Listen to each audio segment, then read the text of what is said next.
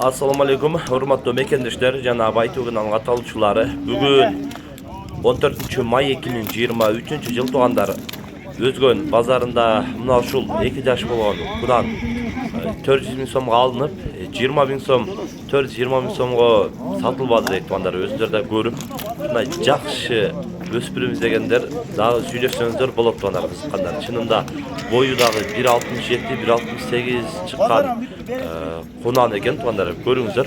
Parodası Evropa menen Karabayır argındaşkan жылкы тугандар ден соолук жебиштеринде айыбы жок дейт тугандар. Көрүп кызыккандар экрандагы WhatsApp связь номерине дагы байлансаңыздар болот тугандар.